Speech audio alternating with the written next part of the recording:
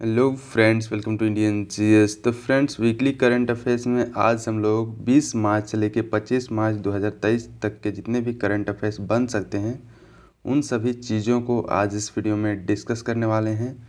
और जो लोग इंडियन जीएस में नए हैं, जो लोग सब्सक्राइब नहीं किए हुए हैं, वो सब्सक्राइब कर लें। और जिन्हें इसकी पीडीएफ की ज़रूरत हो वो टेलीग्राम लिंक को ज्वाइन करें, डिस्क्रिप्शन में लिंक दिया हुआ है। तो चलिए जानते हैं क्या क्या करंट अफेयर्स में आए हुए हैं। तो सबसे पहले हम लोग जान लेते हैं कि 20 मार्च से लेकर 25 मार्च तक के मतलब उस उन दिनों में इतिहास में क्या क्या हुआ था, इन सभी चीज़ों को जान लेते हैं। तो 20 मार्च का कुछ खास नहीं था, तो 21 मार्च का जानते हैं कि 21 मार्च का आज के दिन में इतिहास में क्या हुआ था। मतलब 21 मार्च के दिन, तो इसमें 1791 में 21 मार्च 1791 में टीपू सुल्तान ने लॉर्ड कॉर्नवालिस के सामने अपनी हार मान ली थी। ये हुई थी, जो कि काफ़ी इम्पोर्टेंट पॉइंट है। और नेक्स्ट 21 मार्च 1921 को भारतीय राष्ट्र कांग्रेस ने अपना झंडा जो है ये डिसाइड किया था कि उनका झंडा क्या होगा। और नेक्स्ट है 21 मार्च 1957 को भारत का राष्ट्र कैलेंडर इसको लागू किया गया था। तो ये सभी चीज़ें हैं। और नेक्स्ट क्या है, 21 मार्च 1966 को भारतीय सुदूर संवेदन उपग्रह, जिसको IRS-P3 बोला जाता है, इसको 21 मार्च 1966 को पोलर ऑर्बिट में स्थापित किया गया था। और नेक्स्ट है 25 जून 1975 में जो मतलब आपातकाल लगाया गया था इंदिरा गांधी जी के द्वारा, वो 21 मार्च 1977 को ये वापस ले लिया गया था। मतलब 21 मार्च 1977 को आपातकाल को हटा दिया गया था। तो ये सभी चीज़ें हैं जो 21 मार्च को मतलब घटित हुई थी हिस्ट्री में, जो काफ़ी महत्वपूर्ण पॉइंट्स हैं, इसको याद कर लें। अब नेक्स्ट जानते हैं कि 22 मार्च के इतिहास में क्या हुआ था।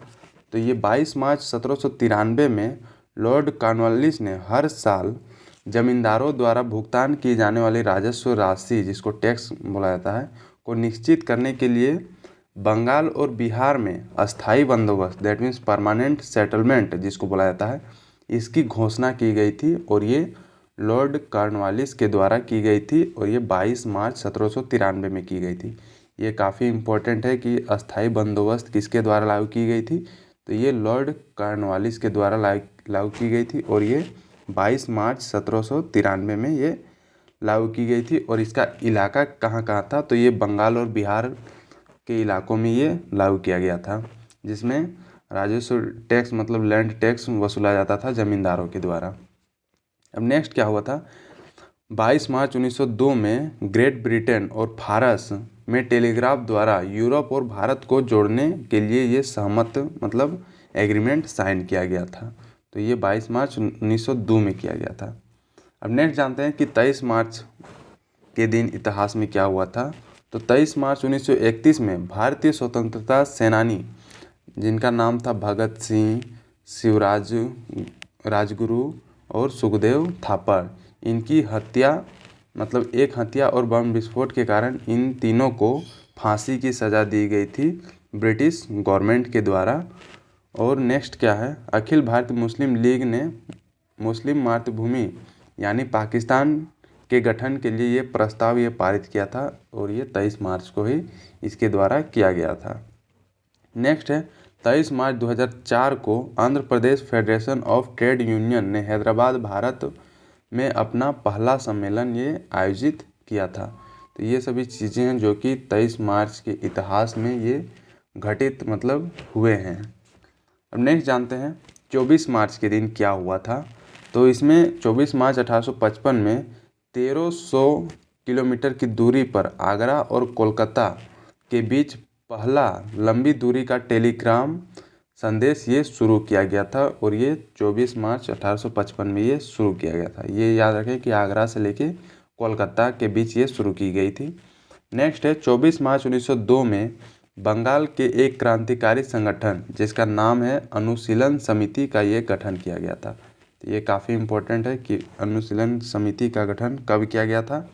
तो ये 24 मार्च 1902 ईस्वी में किया गया था और ये बंगाल में किया गया था। नेक्स्ट है 24 मार्च 1946 में लॉर्ड पेंथिक लॉरेंस की अध्यक्षता में ब्रिटिश कैबिनेट मिशन ये भारत आया था। तो ये ब्रिटिश कैबिनेट मिशन जो भारत आया था तो इसकी अध्यक्षता कौन कर रहे थे, तो ये लॉर्ड पेंथिक लॉरेंस के द्वारा ये किया जा रहा था। और ये कब आया था भारत, ये 24 मार्च 1946 को आया था। नेक्स्ट जानते हैं 24 मार्च 1968 में भारत मतलब दूसरा भारतीय निर्मित रॉकेट जिसका नाम था मेनका, इसको थुम्बा स्टेशन में सफलतापूर्वक मतलब प्रक्षेपित किया गया था, लॉन्च किया गया था। तो ये सभी चीज़ें हैं जो कि 24 मार्च को ये घटित हुई थी। अब नेक्स्ट जानते हैं, अब करंट अफेयर्स में जान लेते हैं। तो ये वर्ल्ड हैप्पीनेस इंडेक्स 2023 ये जारी की गई है। तो इसमें कौन कौन से देश पहले दूसरे तीसरे स्थान पे आए उन सभी चीज़ों को जानते हैं, और इनसे रिलेटेड हमारे देश का दैट इज़ भारत का स्थान कहाँ है, इन सभी चीज़ों को जान लेते हैं। तो इसमें प्रथम जो देश है वर्ल्ड हैप्पीनेस इंडेक्स में ये फिनलैंड आया है, और दूसरा डेनमार्क है, और तीसरे स्थान पर है आइसलैंड। ये तीनों को याद रखें, और प्लस अपने देश भारत का याद रखें कि हमारा देश कितने नंबर पे है। तो ये भारत जो है 126वें स्थान पर है वर्ल्ड हैप्पीनेस इंडेक्स 2023 में। नेक्स्ट जानते हैं world happiness index sustainable development solutions network द्वारा ये जारी की जाने वाली एक वार्षिक मतलब रिपोर्ट है। तो ये इनके द्वारा जारी की जाती है। तो ये जान ले वर्ल्ड हैप्पीनेस इंडेक्स 2023 से रिलेटेड इन्हीं तीनों चारों से प्रश्न पूछे जा सकते हैं आने वाले एग्जामों में। तो ये काफ़ी इम्पोर्टेंट है। अब नेक्स्ट करंट अफेयर में जानते हैं चौथी एशियाई खो खो चैम्पियनशिप ये 2023 का आयोजन किया गया था, और ये असम के बक्सा ज़िले में ये आयोजित किया गया था, चौथी एशियाई खो खो चैम्पियनशिप। और इसमें इस आयोजन का जो समापन है ये 23 मार्च 2023 को ये किया गया। और इस आयोजन में जो आयोजित किया था वो किनके द्वारा मिलकर ये आयोजित किया गया था, तो ये kho kho federation of India द्वारा असम खो खो एसोसिएशन और बोडोलैंड प्रादेशिक क्षेत्र सरकार के सहयोग से इसका आयोजन किया गया था। ये सभी चीज़ें हैं जो काफ़ी इम्पोर्टेंट है। अब नेक्स्ट जानते हैं महानतम स्थानों की वार्षिक सूची ये जारी की गई है। तो इसमें कौन कौन से देश हैं जो कि कौन कौन से जगह हैं जो मतलब प्रथम दूसरे मतलब उन सभी को रैंकिंग दिया गया है कि कितने कितने नंबर पे हैं। तो ये जो है ये टाइम पत्रिका के द्वारा हर साल मतलब ये जारी किया जाता है महानतम स्थानों का ये वार्षिक रिपोर्ट। और इसमें 2023 के लिए विश्व के महानतम स्थानों की अपनी सूची ये जारी कर दी है। और इसमें प्रथम स्थान में है फ्लोरिडा में टाम्पा जो है ये प्रथम स्थान में हासिल किया है, और दूसरा स्थान है ये ओरेगन में सिचुएटेड है जिसका नाम है विलमेट। ये दोनों याद रखें। अब नेक्स्ट जानते हैं कि हमारे देश में कौन कौन से स्थान है जिनको इसमें शामिल किया गया है। तो इसमें है 2 स्थान हैं टोटल, जिसमें मयूरभंज और लद्दाख है। और मयूरभंज का जो दुर्लभ बाघों और प्राचीन मंदिरों तथा रोमांच खाने के लिए ये चुना गया है। और ये लद्दाख का जो आपको दिख रहा होगा ये पहाड़ी इलाका ये महानतम स्थानों की वार्षिक सूची में इसको शामिल किया गया है। तो इतनी सारी चीज़ें याद रखें, मयूरभंज और लद्दाख ये दोनों स्थानों को इस सूची में शामिल किया गया है। अब नेक्स्ट जानते हैं चेन्नई के संगीत कलानिधि पुरस्कार ये किसको दिया गया है। तो ये बॉम्बे जयश्री को इस पुरस्कार से सम्मानित किया गया है। ये आपको दिख रहा होगा बॉम्बे जयश्री, इन्हीं को चेन्नई के संगीत कलानिधि पुरस्कार से सम्मानित किया गया है। और ये प्रसिद्ध कर्नाटक गायक और संगीतकार ये दोनों हैं बॉम्बे जयश्री। अब नेक्स्ट जानते हैं सऊदी अरब ग्रैंड प्रिक्स का ये आयोजन किया गया है। तो ये इसमें कौन विजेता रहे हैं इसको जान लेते हैं। तो इसमें सर्जियो पेरेज जो हैं ये सऊदी अरब का ग्रैंड प्रिक्स इनके द्वारा जीता गया है। ये आपको दिख रहे होंगे, ये सर्जियो पेरेज हैं जिनके द्वारा ये जीता गया है सऊदी अरब ग्रैंड प्रिक्स। और दूसरे स्थान पे कौन रहे हैं, तो ये मैक्स वेरस्टेपेन जो हैं ये दूसरे स्थान पर रहे हैं। और 2 बार चैंपियन रह चुके फर्नांडो अलोंसो एस्टन मार्टिन ने तीसरे स्थान पर ये रहे हैं। और चौथे स्थान पे ये जॉर्ज रसेल ये रहे हैं, और लुइस हैमिल्टन ये दोनों चौथे स्थान पर रहे हैं। तो ये चीज़ों को याद रखें कि सऊदी अरब ग्रैंड प्रिक्स किनके द्वारा जीता गया, तो ये सर्जियो पेरेज के द्वारा ये जीता गया। ये काफ़ी इम्पोर्टेंट है, सर्जियो पेरेज। अब नेक्स्ट जानते हैं 2024 का ओलंपिक ये किस शहर में आयोजित किया जाएगा। तो ये शहर है जिसका नाम है पेरिस। इसमें 2024 का जो ग्रीष्मकालीन ओलंपिक है ये आयोजित किया जाएगा और ये 26 जुलाई से लेकर 11 अगस्त 2024 तक ये होने वाला आगामी अंतर्राष्ट्रीय बहुखेल आयोजन है, जिसका आयोजन पेरिस में किया जा रहा है। अब नेक्स्ट जानते हैं 13 सितंबर 2017 को लीमा पेरू में 131वें IOC सत्र में पेरिस को मेज़बान के रूप में ये चुना गया था। और लंदन जो है ये 1908, 1948 और 2012 ये तीनों साल लंदन में आयोजित किया गया था। और ये पेरिस जो है ये तीसरी बार यहाँ पर आयोजित होने वाला ये ओलंपिक है, जो ग्रीष्मकालीन ओलंपिक है। तो इतनी सारी चीज़ें हैं जो याद रखें। अब नेक्स्ट जानते हैं वैश्विक आतंकवाद सूचकांक 2023 ये जारी किया गया है। तो इसमें प्रथम स्थान पे कौन रहा है, जो अफ़गानिस्तान है, इसको प्रथम स्थान पे रखा गया है, क्योंकि यहाँ पर क्या है, तालिबान जो एक आतंकवाद संगठन है उन्हीं के द्वारा सरकार को मतलब हटा के वो शासन चला रहा है, तो इसीलिए इसको पहले स्थान पे रखा गया है। और ये अफ़गानिस्तान जो है ये लगातार चौथे साल ये शीर्ष पर रहा है, मतलब लगातार 4 बार अफ़गानिस्तान को वैश्विक आतंकवाद सूचकांक में सबसे पहले स्थान पर रखा गया है। अब इस सूचकांक में हमारा देश का जो स्थान है ये 13वें स्थान पर है, भारत का स्थान। तो ये काफ़ी इम्पोर्टेंट है, इन सभी चीज़ों को याद। अब नेक्स्ट जानते हैं वर्ल्ड ओरल हेल्थ डे ये मनाया गया। तो ये कब मनाया गया, ये 20 मार्च को वर्ल्ड ओरल हेल्थ डे मनाया गया। और इस वर्ष की जो मतलब थीम रखी गई है ये है be proud of your mouth. ये इस वर्ष 2023 की थीम रखी गई है और यही थीम मतलब 2021 से चलती आ रही है। मतलब ये थीम जो है ये 3 सालों के लिए ये थीम चुनी गई थी, इसीलिए 2023 की भी थीम यही है be proud of your mouth, जो वर्ल्ड ओरल हेल्थ डे मनाया जाता है 20 मार्च को, इसकी थीम ये है। तो ये काफ़ी इम्पोर्टेंट है। अब नेक्स्ट जानते हैं अंतर्राष्ट्रीय प्रसन्नता दिवस ये मनाया गया और ये भी 20 मार्च को मनाया गया। और इसमें 2023 की ये थीम रखी गई थी, ये be mindful, be grateful and be kind. ये 2023 की थीम है अंतर्राष्ट्रीय प्रसन्नता दिवस, that means international happiness day. और ये जो 12 जुलाई 2012 को संयुक्त राष्ट्र महासभा ने 20 मार्च को मतलब ये अंतर्राष्ट्रीय प्रसन्नता दिवस मनाने की ये घोषणा की गई थी। और ये संयुक्त राष्ट्र महासभा के द्वारा ये घोषणा की गई थी कि इस डेट को अंतर्राष्ट्रीय प्रसन्नता दिवस मनाया जाएगा। नेक्स्ट जानते हैं विश्व डाउन सिंड्रोम दिवस ये मनाया गया। तो ये 21 मार्च को मनाया गया विश्व डाउन सिंड्रोम दिवस, और ये हर साल 21 मार्च को मनाया जाता है। इसमें ये डाउन सिंड्रोम वाले व्यक्ति में अतिरिक्त गुणसूत्र होता है, जो जन्म के समय से ही ये मौजूद एक मतलब बीमारी या फिर जिसको विकार कहा जा सकता है।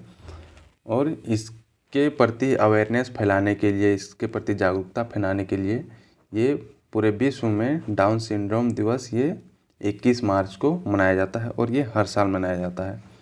और नेक्स्ट जानते हैं संयुक्त राष्ट्र महासभा ने नवंबर 2011 में अंतर्राष्ट्रीय डाउन सिंड्रोम दिवस के रूप में इस तारीख को घोषित करते हुए ये प्रस्ताव मतलब ये पारित किया गया था। तो ये संयुक्त राष्ट्र महासभा के द्वारा ये पारित किया गया था कि प्रत्येक साल 21 मार्च को विश्व डाउन सिंड्रोम दिवस मनाया जाएगा और इसके प्रति मतलब लोगों को अवेयरनेस फैलाया जाएगा और बताया जाएगा। नेक्स्ट जानते हैं 2023 स्विस ओपन बैडमिंटन टूर्नामेंट ये शुरू हो गई है। तो ये कहाँ पर शुरू हुई है, ये बासेल स्विट्ज़रलैंड में ये शुरू हुआ है, जिसमें पार्टिसिपेट कर रही हैं। अब इसको मतलब जानते हैं जो जो मेडल जीत के आएंगे उसके बाद देखा जाएगा, डिस्कस किया जाएगा नेक्स्ट हो सकता है वीक में। तो नेक्स्ट जानते हैं विश्व का सर्वश्रेष्ठ हवाई अड्डा ये 2023 ये घोषित किया गया। तो ये कौन सा हवाई अड्डा है जो विश्व का सबसे सर्वश्रेष्ठ हवाई अड्डा घोषित किया गया, तो ये सिंगापुर का हवाई अड्डा है जिसका नाम है चांगी हवाई अड्डा। इसको घोषित किया गया है 2023 में विश्व का सर्वश्रेष्ठ हवाई अड्डा। और इसमें दूसरे स्थान पे है दोहा का हवाई अड्डा जो कतर का हमद अंतर्राष्ट्रीय हवाई अड्डा है और तीसरे स्थान पे है टोक्यो जो कि जापान का हनेडा हवाई अड्डा है। ये आपको दिख रहा होगा, ये है चांगी हवाई अड्डा जो कि सिंगापुर में सिचुएटेड है और इसी को विश्व का सर्वश्रेष्ठ हवाई अड्डा 2023 के लिए इसको घोषित किया गया है। अब नेक्स्ट जानते हैं अंतर्राष्ट्रीय वन दिवस ये मनाया गया। ये कब मनाया गया? ये 21 मार्च को मनाया गया अंतर्राष्ट्रीय वन दिवस, that means international forest day. ये 21 मार्च को मनाया जाता है और ये हर साल मनाया जाता है। अब इसमें क्या है कि 1971 में कृषि के यूरोपीय परिसंघ की 23वीं आम सभा में विश्व वानिकी दिवस की स्थापना की गई थी। तो ये 1971 में की गई थी अंतर्राष्ट्रीय वन दिवस मनाने की घोषणा। अब नेक्स्ट जानते हैं anti submarine craft INS Androth को लॉन्च किया गया है। तो ये कहाँ पर लॉन्च किया गया है? ये कोलकाता में लॉन्च किया गया है INS एंड्रोथ। और इसको बनाया किसने था? तो ये garden rich ship builders and engineers के द्वारा ये निर्मित किया गया है INS एंड्रोथ को, जिसको कोलकाता में ये लॉन्च किया गया है। तो ये जान लें कि INS एंड्रोथ को कहाँ पर लॉन्च किया गया है? तो ये कोलकाता में। और ये बनाया किसके द्वारा गया है? तो ये garden rich ship builders and engineers के द्वारा ये INS एंड्रोथ को बनाया गया था। अब नेक्स्ट जानते हैं स्वास्थ्य का अधिकार विधेयक ये पारित करने वाला राजस्थान ये पहला राज्य बन गया है। ये राजस्थान के चीफ मिनिस्टर अशोक गहलोत हैं। तो ये इनके द्वारा ये पारित किया गया है, मतलब ये विधेयक मतलब पारित किया गया है राजस्थान में। अब राजस्थान के बारे में जान लेते हैं। तो राजस्थान उत्तर भारत का एक राज्य है, दैट मीन्स नॉर्थ इंडिया का एक स्टेट है और यह क्षेत्रफल के हिसाब से सबसे बड़ा भारतीय राज्य है और जनसंख्या के हिसाब से 7वां सबसे बड़ा राज्य है जो राजस्थान है। इसमें प्रमुख जनजातियां जो है कौन कौन सी पाई जाती हैं उसको जान लेते हैं। तो इसमें है भील, धानका, गरासिया और कथोडी। ये सभी जनजातियां जो हैं ये राजस्थान में निवास करती है और यहाँ पर पाई जाती हैं। इनसे रिलेटेड काफ़ी प्रश्न पूछे जाते हैं कि आपको ऑप्शन में दे दिया जाएगा कि भील जनजाति किस राज्य में पाई जाती है, उसमें ऑप्शन दे दिया जाएगा राजस्थान, मध्य प्रदेश, गुजरात वगैरह वगैरह। तो राइट आंसर क्या हो जाएगा? तो ये राजस्थान इसका राइट आंसर हो जाएगा। यहाँ के CM कौन है? ये अशोक गहलोत हैं। यहाँ के राज्यपाल अभी प्रेजेंट में हैं ये कलराज मिश्र जी हैं, राजस्थान के राज्यपाल। तो ये इतनी सारी चीज़ें हैं राजस्थान से रिलेटेड, तो ये काफ़ी महत्वपूर्ण है। अब राजस्थान को मैप में देख लेते हैं कि राजस्थान सिचुएटेड कहाँ है और इसके जो पड़ोसी स्टेट कौन कौन से हैं, इन सभी चीज़ों को जान लेते हैं। तो ये रहा हमारा प्यारा देश भारत, इसमें राजस्थान ये सिचुएटेड है और इसके जो पड़ोसी राज्य हैं वो हैं गुजरात, मध्य प्रदेश, उत्तर प्रदेश, हरियाणा और पंजाब। ये हैं पड़ोसी राज्य राजस्थान के। और इसका जो इंटरनेशनल बॉर्डर जो है ये पाकिस्तान के साथ शेयर होता है। तो ये काफ़ी मतलब इम्पोर्टेंट चीज़ें हैं जिसको याद रखना काफ़ी इम्पोर्टेंट है। और ये जो कर्क रेखा जो है ट्रॉपिक ऑफ कैंसर ये राजस्थान से होकर गुजरती है। तो ये टोटल कितने राज्यों से होकर गुजरती है उसे भी जान लेते हैं। तो ये है गुजरात, राजस्थान, मध्य प्रदेश, छत्तीसगढ़, झारखंड, वेस्ट बंगाल और त्रिपुरा और मिजोरम। ये राज्यों से होकर ये कर्क रेखा जो है ये गुजरती है। तो ये काफ़ी इम्पोर्टेंट है, इसको जान लें। अब नेक्स्ट जानते हैं अंतर्राष्ट्रीय मुद्रा कोष IMF के बारे में जान लेते हैं, जिसको इंग्लिश में बोला जाता है इंटरनेशनल मॉनेटरी फंड। इसका मुख्यालय कहाँ पर सिचुएटेड है? तो ये वाशिंगटन DC में सिचुएटेड है इसका मुख्यालय। और इसमें टोटल 190 देश शामिल है। और इसका गठन जो है ये 1944 में किया गया था और 27 दिसंबर 1945 से इसको मतलब काम ये करना शुरू हो गया था। और इसके जो मैनेजिंग डायरेक्टर अभी प्रेजेंट में है ये क्रिस्टलिना जॉर्जिवा इसके मैनेजिंग डायरेक्टर हैं। ये आपको दिख रही होगी, ये है क्रिस्टलिना जॉर्जिवा। और ये IMF न्यूज़ में क्यों था? तो इसका न्यूज़ में इसलिए था क्योंकि ये श्रीलंका को $3 अरब राहत पैकेज देने की ये मंजूरी कर दी है। और ये IMF का मेन काम ये रहता है कि जो गरीब देश हैं जिसको मतलब पैसे की ज़रूरत होती है उन सभी को बहुत ही सस्ते रेट में लोन मतलब प्रोवाइड किया जाता है। तो ये है इसका मेन काम। अब नेक्स्ट जानते हैं फ्रांस के नए फुटबॉल के कप्तान ये बनाए गए हैं। तो ये कौन बने हैं? तो ये एम्बाप्पे बने हैं फ्रांस के नए फुटबॉल के कप्तान। और पूर्व कप्तान कौन थे, तो ये ह्यूगो लोरिस थे पूर्व कप्तान। ये आपको दिख रहे होंगे, ये हैं एम्बाप्पे हैं जो कि फ्रांस के नए कप्तान बने हैं। अब नेक्स्ट जानते हैं BWF रैंकिंग में पुरुष एकल में जो लक्ष्य सेन है ये 25वें नंबर पे ये हैं लक्ष्य सेन। ये आपको दिख रहे होंगे, ये हैं लक्ष्य सेन। तो ये BWF की रैंकिंग की सूची में ये 25वें नंबर पे हैं और वह 2022 में सर्वश्रेष्ठ विश्व नंबर 6 पर थे। मतलब यही लक्ष्य सेन 2022 में ये 6ठे नंबर पे थे और अब इनको 25वें नंबर पे रखा गया है। और पुरुष एकल में ही 9वें स्थान पर HS प्रणय को रखा गया है। अब महिला एकल में PV सिंधु को 9वें स्थान पे रखा गया है और साइना नेहवाल को ये 32वें स्थान पे ये रखा गया है। तो ये काफ़ी महत्वपूर्ण चीज़ें हैं, इसको याद कर लें कि BWF रैंकिंग में लक्ष्य सेन को कितने स्थान पे रखा गया, तो ये 25वें स्थान पे रखा गया और PV सिंधु को 9वें स्थान पे और साइना नेहवाल को 32वें स्थान पे और जो HS प्रणय जी हैं इनको 9वें स्थान पे रखा गया है और ये पुरुष एकल में रखा गया है। तो ये काफ़ी इंपॉर्टेंट चीज़ें हैं। अब नेक्स्ट जानते हैं, ये एक ऐप लॉन्च किया गया है जिसका नाम है कॉल बिफोर यू डिग। तो ये किनके द्वारा लॉन्च किया गया है, ये हमारे देश के प्रधानमंत्री नरेंद्र मोदी जी के द्वारा ये ऐप को लॉन्च किया गया है जिसका नाम है कॉल बिफोर यू डिग। और इसका मकसद क्या है, मतलब इसके द्वारा दूरसंचार विभाग और Bhaskaracharya institute for space application जिनो फॉर्मेटिक्स द्वारा ये मतलब विकसित किया गया है। तो इतनी सारी चीज़ें ये याद रखें। अब नेक्स्ट जानते हैं ऑर्डर ऑफ ऑस्ट्रेलिया के लिए किनको नियुक्त किया गया है, तो ये रतन टाटा जी को ये नियुक्त किया गया है ऑर्डर ऑफ ऑस्ट्रेलिया के लिए, क्योंकि ऑस्ट्रेलिया और इंडिया से रिलेटेड मतलब इनके द्वारा काफ़ी अच्छे इनिशिएटिव लिए गए हैं, काम किए गए हैं एज ए बिजनेस के क्षेत्र में, इसीलिए इनको नियुक्त किया गया है ऑर्डर ऑफ ऑस्ट्रेलिया से।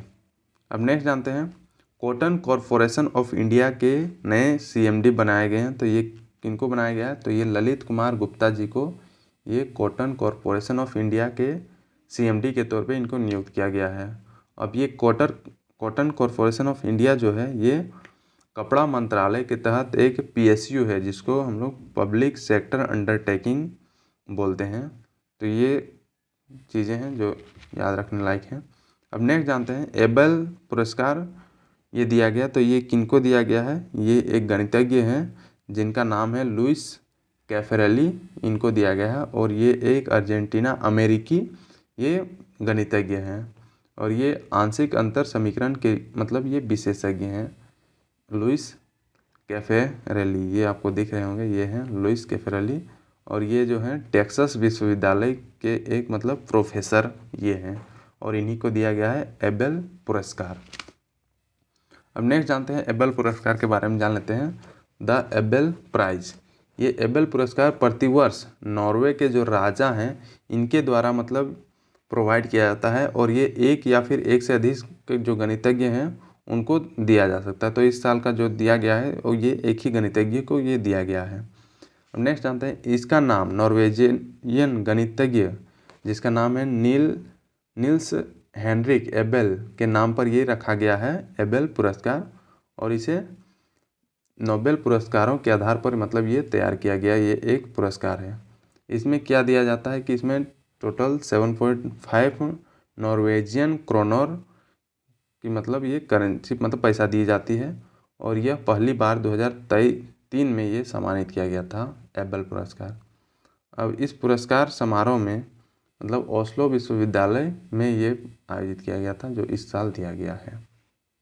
अब नेक्स्ट जानते हैं QS वर्ल्ड यूनिवर्सिटी रैंकिंग ये 2023 जारी की गई है। तो इसमें कौन कौन सी यूनिवर्सिटी को ये रैंकिंग में रखा गया उन सभी चीज़ों को जान लेते हैं। तो IIT बॉम्बे को इंजीनियरिंग और टेक्नोलॉजी के लिए मतलब हमारे देश में पहला स्थान और विश्व स्तर में इनको 47वां स्थान ये दिया गया है QS वर्ल्ड यूनिवर्सिटी रैंकिंग में। तो ये जान लें कि IIT बॉम्बे को इंजीनियरिंग और टेक्नोलॉजी के क्षेत्र में पूरे विश्व में 47वें स्थान और हमारे देश में पहले स्थान पे ये रखा गया है। अब इस संस्थान ने 100 में से 80.4 अंक मतलब प्राप्त किए हैं IIT बॉम्बे ने। अब समग्र QS वर्ल्ड यूनिवर्सिटी रैंकिंग में IIT बॉम्बे को विश्व स्तर में 172वां स्थान पर रखा गया है। मतलब ये समग्र मतलब सभी चीज़ों के क्षेत्र में, ये जो है इंजीनियरिंग और टेक्नोलॉजी के क्षेत्र में इसको हमारे देश में पहला और पूरे विश्व में 47 और पूरे ऑल मिला के इसको 172वें स्थान पर रखा गया है पूरे विश्व में। तो ये काफ़ी इम्पोर्टेंट है, इसको जान ले। अब नेक्स्ट जानते हैं शहीद दिवस ये मनाया गया, तो ये 23 मार्च को ये मनाया गया शहीद दिवस, और ये हर साल मनाया जाता है 23 मार्च को शहीद दिवस। अब इसमें इसको मनाने के पीछे कारण क्या है, क्योंकि इसी दिन भगत सिंह और शिवराम राजगुरु और सुखदेव थापर जी को फांसी दे दिया गया था अंग्रेजी सरकार के द्वारा, और ये दिया गया था 23 मार्च 1931 को। इन तीनों को मतलब फांसी दिया गया था, और इन्हीं तीनों की याद में 23 मार्च को शहीद दिवस के रूप में हमारे देश में मनाया जाता है। अब नेक्स्ट जानते हैं भगत सिंह और सुखदेव को 23 साल की उम्र में फांसी दी गई थी, और जबकि राजगुरु को मतलब 22 साल उस टाइम हो रहे थे जिस टाइम इन तीनों को फांसी दे दी गई थी। नेक्स्ट जानते हैं लाला लाजपत राय की हत्या का बदला लेने के लिए इन्होंने 8 अप्रैल 1929 को केंद्रीय विधानसभा पर बमबारी करने का प्रयास इनके द्वारा किया गया था, और इन्हीं को लेके मतलब अंग्रेज़ों ने इन तीनों को फांसी की सज़ा दे दी गई, मतलब अंग्रेजी हुकूमत के द्वारा ये दी गई। ये हैं शिवराम राजगुरु, जिनका जन्म 1908 ईस्वी में होता और 1931 में इनको फांसी दे दी गई थी। और ये हैं भगत सिंह, जिनका जन्म 1907 में हुआ था, और ये सुखदेव थापर जी हैं, जिनका जन्म 1907 में ही हुआ था। तो ये इन्हीं तीनों की याद में शहीद दिवस मनाया जाता है, और ये प्रत्येक साल मनाया जाता है 23 मार्च को। अब नेक्स्ट जानते हैं विश्व मौसम विज्ञान दिवस ये मनाया गया, तो ये भी 23 मार्च को ही मनाया गया विश्व मौसम विज्ञान दिवस। और ये 23 मार्च 1950 को विश्व मौसम विज्ञान संगठन के निर्माण की स्मृति में हर साल ये मनाया जाता है विश्व मौसम विज्ञान दिवस। और ये पहला विश्व मौसम विज्ञान दिवस जो है ये 23 मार्च 1961 को मतलब आयोजित किया गया था, मतलब मनाया गया था। और 2023 की जो थीम रखी गई है ये है the future of weather climate and water across generation. ये 2023 की थीम है, तो इसको काफ़ी अच्छे से याद कर लें, नोट कर लें, ताकि एग्ज़ाम में अगर पूछा जाए तो आप सही आंसर करके आओ।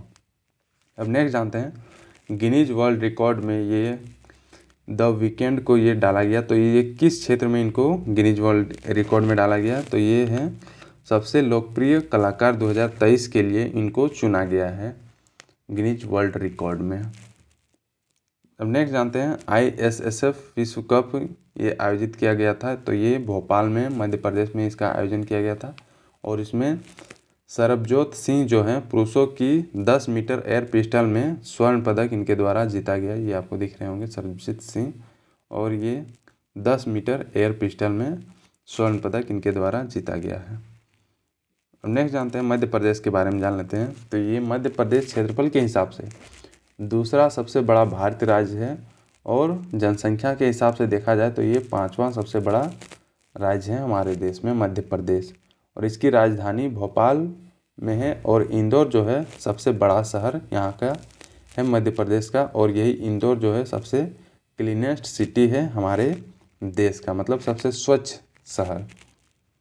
मध्य प्रदेश के मुख्यमंत्री का नाम क्या है, तो ये शिवराज सिंह चौहान हैं मध्य प्रदेश के मुख्यमंत्री, और राज्यपाल हैं अभी गंगूभाई पटेल, अभी प्रेजेंट में मध्य प्रदेश के राज्यपाल हैं। और इसके मुख्य नदियां जो है जो मध्य प्रदेश से होकर प्रवाहित होती है वो है नर्मदा, तापी, शिप्रा, ये सभी नदियां हैं जो कि मध्य प्रदेश से होकर बहती है। और इसमें प्रमुख जनजातियां कौन कौन सी हैं, तो ये भील, गोंड, बैगा और कोरकू, ये सभी जनजातियां जो हैं ये मध्य प्रदेश में पाई जाती है। तो ये रहा मध्य प्रदेश से रिलेटेड काफ़ी इंपॉर्टेंट चीज़ें जो भी मध्य प्रदेश के PCS का तैयारी कर रहे हैं उन सभी के लिए काफ़ी महत्वपूर्ण है। अब मैप में देख लेते हैं मध्य प्रदेश को, तो ये रहा मध्य प्रदेश, और इसके जो बॉर्डर स्टेट्स हैं वो सभी कौन कौन हैं, ये छत्तीसगढ़, महाराष्ट्र, गुजरात, राजस्थान, उत्तर प्रदेश, ये हैं मध्य प्रदेश के बॉर्डर राज्य, जो टोटल 5 हैं।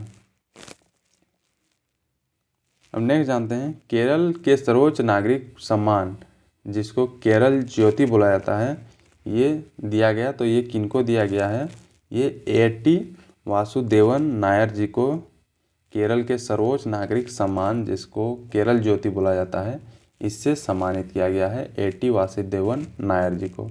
और ये केरल के राज्यपाल आरिफ मोहम्मद खान के द्वारा ये पुरस्कार प्रदान किया गया है। केरल को मैप में देख लेते हैं, तो ये रहा हमारा प्यारा भारत और इसमें ये रहा केरल और इसके जो बॉर्डर स्टेट्स हैं ये है कर्नाटका और तमिलनाडु। टोटल 2 इसके बॉर्डर स्टेट हैं और ये जो है केरल जो है ये अरेबियन सी से टच करता हुआ एक राज्य है और ये है बे ऑफ बंगाल, बंगाल की खाड़ी और इससे टच करते हुए राज्य है वेस्ट बंगाल, उड़ीसा, आंध्र प्रदेश और तमिलनाडु। तो ये सभी भी काफ़ी इम्पोर्टेंट है, इसको भी याद रखें। मैप को मतलब देखते रहें आप रेगुलरली ताकि आपको मतलब आपके दिमाग में मैप बैठ जाए। और जो अरेबियन सी से जो टच करने वाले स्टेट हैं ये है गुजरात, महाराष्ट्र, गोवा, कर्नाटका और केरल। ये टोटल 1 2 3 4 5 स्टेट हैं जो कि अरेबियन सी को टच करते हैं और बे ऑफ बंगाल को टोटल 1 2 3 4 स्टेट्स हैं जो टच करते हैं। ये सभी काफ़ी इंपॉर्टेंट चीज़ें हैं, मैप बेस्ड क्वेश्चन पूछे जा सकते हैं। अब नेक्स्ट जानते हैं स्पोर्ट्स ऐप क्रिक पे ये लॉन्च किया गया, तो ये किनके द्वारा मतलब लॉन्च किया गया, तो ये असनीर ग्रोवर जो हैं ये इनके द्वारा लॉन्च किया गया जो कि एक क्रिकेट फैंटेसी ऐप है, मतलब इसमें गेमिंग वगैरह कुछ ये होगा और ये असनीर ग्रोवर जी के द्वारा लॉन्च किया गया है क्रिक पे। और यही जो हैं असनीर ग्रोवर जी हैं ये भारत पे के सह संस्थापक ये रह चुके हैं, मतलब इनके द्वारा स्थापित किया गया था भारत पे। अब नेक्स्ट जानते हैं यूनेस्को के बारे में जान लेते हैं। तो ये न्यूज़ में क्यों है, क्योंकि दुनिया की 26% आबादी के पास सुरक्षित पेयजल नहीं है, ऐसा यूनेस्को के द्वारा ये कहा गया है। मतलब एक रिपोर्ट जारी किया गया है जिसमें ये बताया गया है कि दुनिया की टोटल 26% आबादी के पास जो एक सुरक्षित पेयजल होता है, ड्रिंकिंग वाटर होता है, वो नहीं है। मतलब वो गंदे पानी पी रहे हैं या फिर ऐसे पानी पी रहे हैं जो पीने लायक नहीं है। तो इसके बारे में जान लेते हैं। इसका मुख्यालय कहाँ पर है, ये पेरिस फ्रांस में सिचुएटेड है यूनेस्को का मुख्यालय। और इसकी स्थापना जो है ये 16 नवंबर 1945 को लंदन यूनाइटेड किंगडम में हुई थी। और इसका मेन काम क्या है, इसका उद्देश्य है शिक्षा, कला, विज्ञान और संस्कृति में अंतर्राष्ट्रीय सहयोग के माध्यम से विश्व में मतलब शांति बनाए रखना और शांति को बढ़ावा देना इसका मेन मकसद है यूनेस्को का। इसका फुल फॉर्म क्या होता है, United Nations Educational, Scientific and Cultural Organization इसका फुल फॉर्म होता है। तो कई बार एग्जाम में इसका फुल फॉर्म भी पूछा जाता है, तो ये याद रखें। अब नेक्स्ट जानते हैं अभ्यास कोंकण ये जारी मतलब क्या, ये भारत और UK that means United kingdom के द्वारा ये अभ्यास कोंकण ये आयोजित किया गया है। और इसमें भारतीय नौसेना और यूके का रॉयल नेवी इन दोनों इस युद्ध अभ्यास में मतलब पार्टिसिपेट कर रहे हैं। और ये एक मतलब गाइडेड मिसाइल फॉरगेट INS त्रिशूल और एक टाइप 23 गाइडेड मिसाइल फ्रिगेट इसमें मतलब भाग लिया है। इन सभी के द्वारा मतलब ये पार्टिसिपेट किया गया है। तो ये सभी चीज़ें याद रखें कि अभ्यास कोंकण जो है ये किन 2 देशों के बीच आयोजित किया गया था, तो ये भारत और यूके के बीच, मतलब इन सभी की नौसेना जो है नेवी है वो नेवी के द्वारा पार्टिसिपेट किया गया था। अब नेक्स्ट जानते हैं असम राइफल्स का 188वां स्थापना दिवस ये मनाया गया। तो ये कब मनाया गया, ये 24 मार्च को ये मनाया गया असम राइफल्स का 188वां स्थापना दिवस। और इसको स्थापित कब किया गया था, तो ये 24 मार्च 1835 में असम राइफल्स को मतलब इसकी स्थापना की गई थी। हम नेक्स्ट जानते हैं विश्व क्षय रोग दैट मीन्स ट्यूबरकुलोसिस मतलब जिसको बोला जाता है TB रोग बोला जाता है, इसका दिवस ये मनाया जाता है। तो ये 24 मार्च को हर साल मनाया जाता है और ये TB के प्रति अवेयरनेस फैलाने के लिए ये मनाया जाता है और ये हर साल मनाया जाता है 24 मार्च को। अब नेक्स्ट जानते हैं यह तिथि उस दिन को चिन्हित करती है मतलब जब रॉबर्ट कोच ने 1882 में TB के कारण बनने वाले जीवाणु की ये खोज की गई थी और ये रॉबर्ट कोच के द्वारा खोज की गई थी। और ये 24 मार्च 1882 को ही ये खोज की गई थी, इसलिए इसी की याद में मतलब ये मनाया जाता है, विश्व क्षय रोग दिवस मनाया जाता है। अब यह बैक्टीरिया जिसका नाम है माइकोबैक्टीरियम ट्यूबरकुलोसिस के कारण होता है, जो प्रायः फेफड़ों को मतलब ये प्रभावित करता है। अगर किसी को टीबी हुआ है तो उससे उसका जो फेफड़ा है वो धीरे धीरे अफेक्टेड होते जाता है और वो उससे उसकी जान भी चली जा सकती है अगर ख़राब हो गया तो। इस वर्ष की जो 2023 की ये थीम रखी गई है ये है yes we can end TB. ये 2023 की ये थीम रखी गई है, विश्व क्षय रोग दिवस की थीम। तो ये काफ़ी इम्पोर्टेंट चीज़ें हैं, इसको याद कर लें। अब नेक्स्ट जानते हैं अभ्यास युवा वायु प्रहार ये आयोजित किया गया। तो ये किसके किसके द्वारा आयोजित किया गया है? तो ये भारतीय सेना और भारत के वायु सेना के द्वारा लाइन ऑफ एक्चुअल कंट्रोल में ये अभ्यास किया जा रहा है, जिसका नाम है अभ्यास वायु प्रहार। अब नेक्स्ट जानते हैं एशियाई खो खो चैम्पियनशिप में कौन कौन जीते हैं, इसको जान लेते हैं। तो इसमें भारत के द्वारा मतलब पुरुष और महिला एकल का खिताब मतलब दोनों ये जीत लिया गया है, हमारे देश के द्वारा जीता गया है। और ये जो है नेपाल को हराकर ये खिताब जीता गया है, एशियाई खो खो चैम्पियनशिप। और इसका आयोजन कहाँ पर किया गया था? तो ये असम के तामुलपुर में आयोजित किया गया था एशियाई खो खो चैम्पियनशिप को।